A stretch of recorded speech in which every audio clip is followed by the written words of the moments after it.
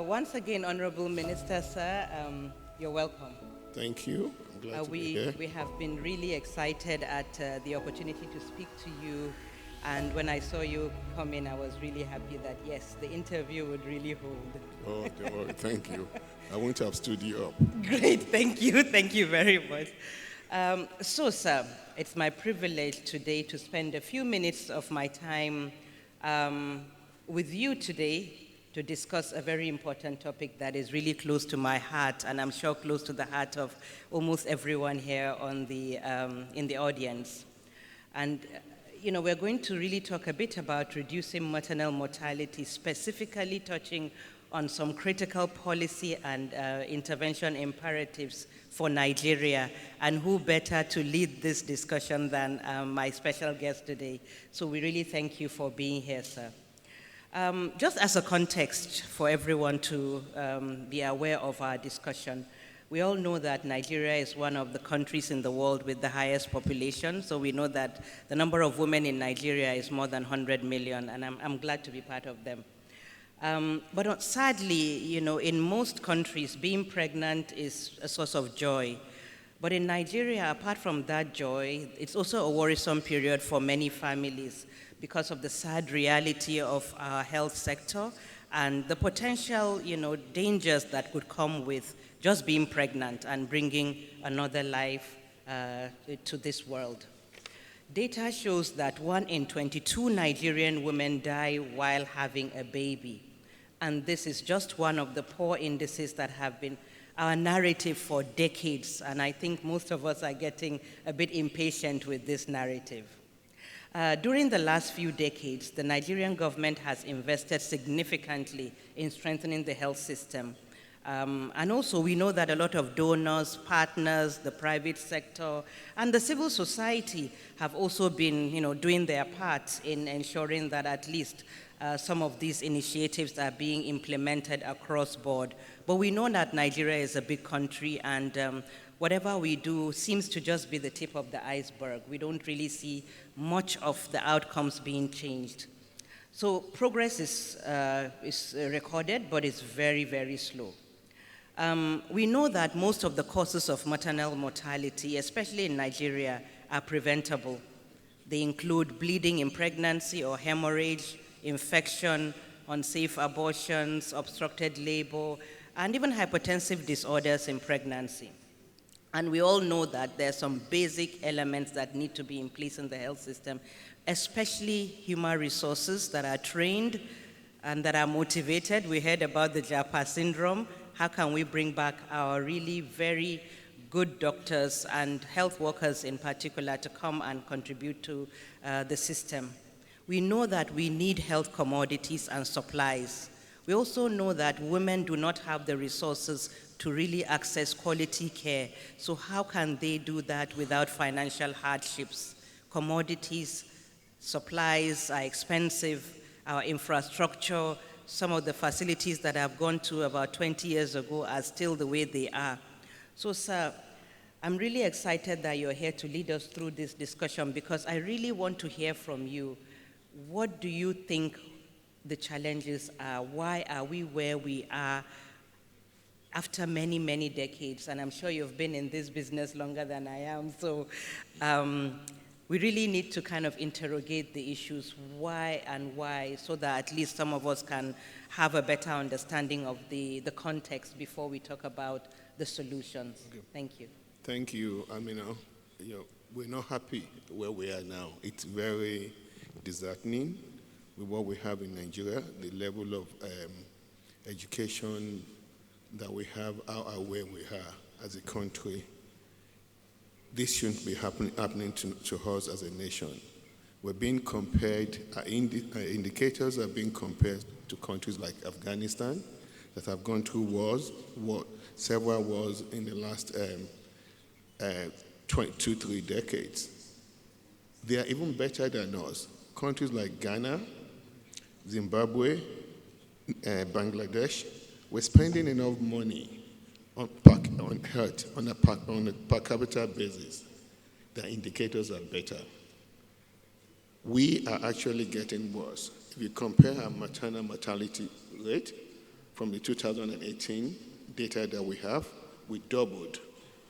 With all the investment, I know we might be complaining that government is not funding us enough, but we pull all the resources coming into a healthcare system, mostly from the complementary resources coming from the development partners.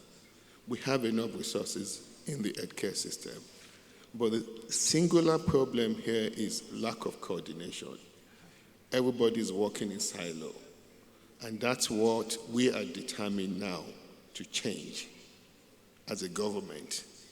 Now we are at a pivotal time in the history of our country.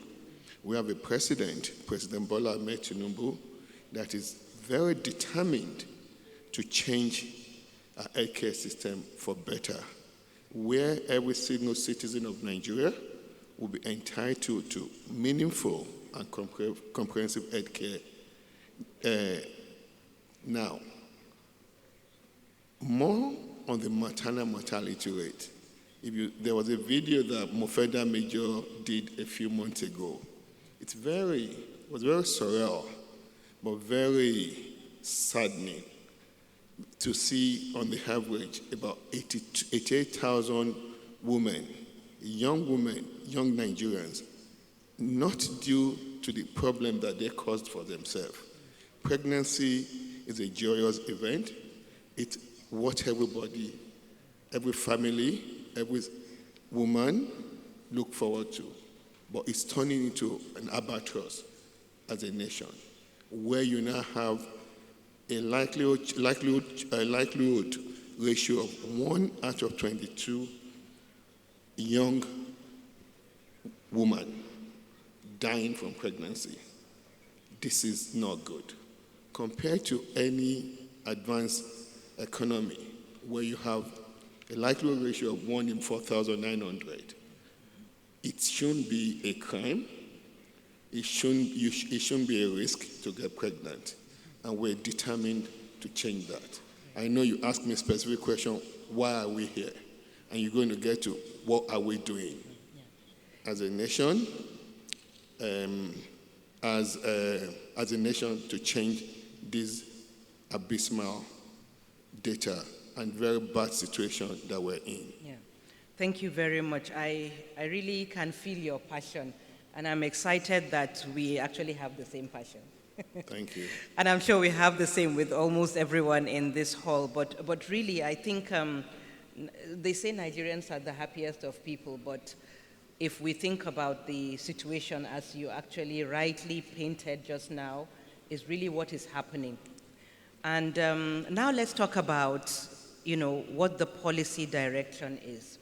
For instance, in 2021, we know that Nigeria developed a roadmap for action on accelerated reduction of maternal mortality, because at that point we realized that it has become a real serious issue that needed to be handled not with kid gloves anymore. And we have the National Health Act, we have the National Health Policy, the National Strategic Health Development Plan, the Integrated Reproductive, Maternal, Newborn, Child, Adolescent Health and Nutrition, and many other strategy documents and policies, both at the federal level and, some of them have been domesticated at the state level. What is the role of these policies, and why is it that we still have them, but we're not really either implementing them appropriately, or we have just kept them on the shelves, especially at the state level? What, in your view, should we do with these policies? And you talked about coordination, which is really critical. So we'd like to hear, because we have a very wide group of stakeholders here, from civil society to the development sector and private sector. So it would be helpful to hear your thoughts around that. Thank you so much. And I'll try and focus myself, tunnel myself into more of the maternal mortality problem, because we have a whole lot of slews of issues in our healthcare system today. Nigerian problem is not about policy formulation. We're extremely good. We're experts in putting policies together, setting up workshops. But the problem is implementation. We have a National Health Act that was enacted in 2014. If From that time to this point, if we've been able to implement just 50% of the recommendation in the National Health Act, our healthcare system will be far much better than where we are today. So what we're doing now is to go and start implementing each of those components of the National Health Act. Before, many years ago, decades ago, when the military government was here, it was more of a unitary system. Decisions will be made at the federal level. It got implemented top down. So we had a form of national health system. But as we migrated to civil rule, health went on the concurrent list, which meant state and federal government could do whatever they wanted. There was no serious coordination between the federal government and the subnational government. But the most important thing, which it was very remarkable that the National Health Act achieved, was to go back and form a national health system, where federal government will now coordinate better with the state. Now, I'll tell you one of the things that we just did as a government. Part of the recommendation of the National Health Act was there was provision for setting up of national tertiary hospital compliance standard compliance committee. That was there. Nobody did anything. All the checklists were developed. They just put it in the locker somewhere. Now, we've gotten quickly. We've implemented that. We have to regulate. We have to comply. We have to enforce compliance and monitor our healthcare system better. Now, you go back to the primary healthcare system. We're saying, okay, one primary healthcare per ward. That's good. That's a political statement. But one primary care system, one primary PHC per ward might not be the same for everybody. You go to Kano, a ward in Kano, heavily populated ward. One PHC might not suffice for the ward. You go to other places like Bayelsa that might not be that densely populated. You look at it, can one PHC serve a few wards? But then, beyond putting brick and mortar in place, where are the workers there? You'll be so shocked to know that the standing order, the algorithm they're using to treat malaria today at the PHC level was what was developed 12 years ago. It's not been changed. The medication they were using to treat malaria 12 years ago is not what we're using now. And a whole lot of other things. So what we're doing quickly as a government is to reduce this standing order, bring it up to speed to what currently exists, the standard of care using evidence-based approach, retrain about 120,000 community frontline workers, which we're going to do in the next few months. We're also looking at providing more funding into our healthcare system. Now, everybody depends on this basic healthcare provision fund, which is 1% of consolidated revenue. It was just about 53 billion last year. It might be about 112 billion in this 2024 budget. But that's not enough. If you look at about 8,000 PACs assessing those basic healthcare provision fund, it averages out to about 3,000 per quarter. So a PAC will get about 1.2 million naira a year. You expect them to pay for personnel costs, buy drugs, staff those PACs. Unfortunately, some of our state subnational governments as well, they're not doing their counterpart funding into that. So what we're doing now as a government is to coordinate better. We're starting this program called sector-wide approach. Talking to our development partners, listen, we know you're here to help us. Let's coordinate. Let's pull some of this money into a parallel fund so that we can direct it to the basic care provision fund to our PAC's level. And even if you're not going to pull together with us, tell us what you're doing with your fund so that we can coordinate. If a development partner is saying, okay, I'm doing this in Sokoto State, then we know, okay, we can mobilize some of our own pooled fund. Basic care provision fund, the pool fund into other areas. We need to coordinate better. True. Thank you. Better coordination. I'm sure my audience would also like to know, sir, following all the good initiatives that you have in place and the plans, in the next year, for instance, what will be different? What indicators, especially related to maternal health, should we expect to improve? And how do we hold each other accountable? I'm not saying how to hold you accountable, I'm saying how do we hold each other accountable so that we know that this discussion and the coordination and the efforts, because we've been making those efforts, how and what will change? What are the indicators? What should we look out for and say, yes, this will change next year? Obviously, one thing that will change next year, our maternal mortality rate will start going down. Can we have that clap? It will change. Please take that to the bank. It will change.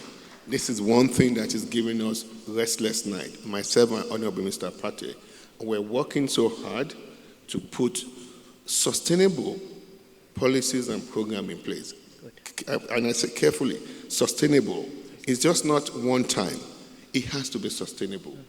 And a lot of things have actually started happening. If you look at the human resource for health, we've just doubled the number of medical students and dental students that will be admitted. Not all allied health sector that will be admitted in the next academic session.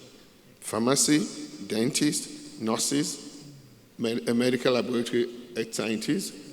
Now, you can tell me that, okay, they're just going to be admitted. It's going to take a while. But we're also putting a robust retraining program in place.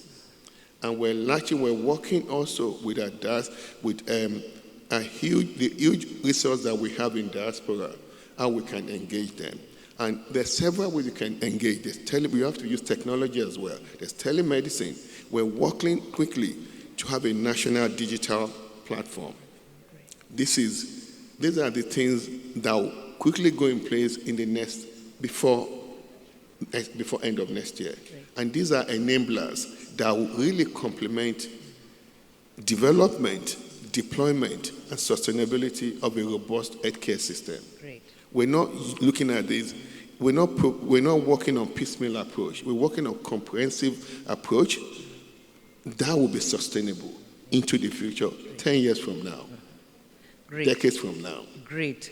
And please give him a round of applause before I ask my, I think, last final question. I'm not sure of the time, so I need to be sure that we're still on time.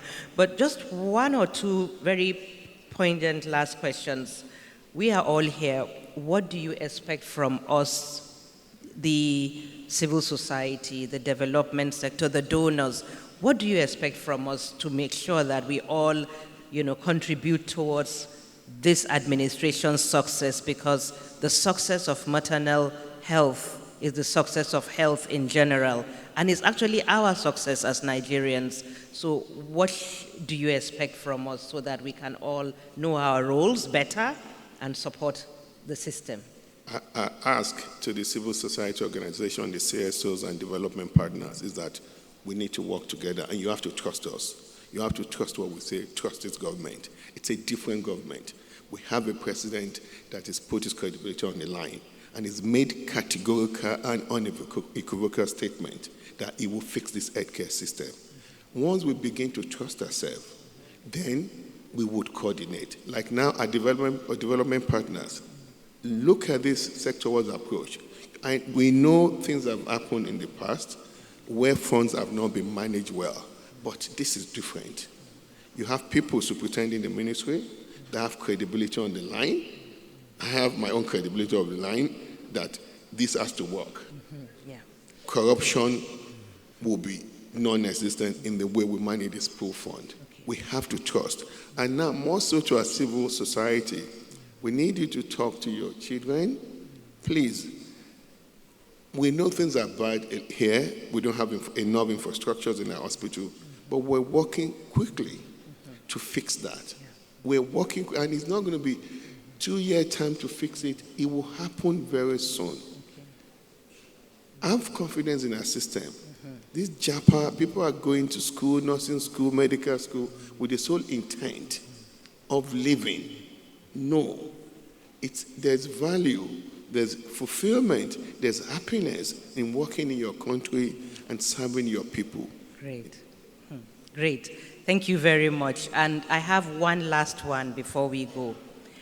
By 2027, if we do not see any improvements, how should we react? Thank you. We just want to know, because this is a live stage, and if he gives us our words, we really agree with it, but we want to know what to do next if it doesn't happen. Let me tell you, Amina, by 2027, if you don't see improvement, don't worry. I won't be a minister. Wow. Minister Party will not be a minister. Wow. The president would have fired us. He would have fired us. This president, we have a KPI now that we will be evaluated on a 6-month basis. We've signed the agreement with the president. We've signed that compact. These are our deliverables. These are targets that we're going to achieve. The president has set up a policy, a coordination unit in the presidency. There's a central delivery unit that will be monitoring those indicators. Not us alone, all ministers. So for job security, we have to deliver. I want to keep my job. So I would love to have those indicators too, so that we'll join the coordinating ministry. Thank you all very much. We really appreciate you. And thank you, sir, for your time. Thank you. Thank you.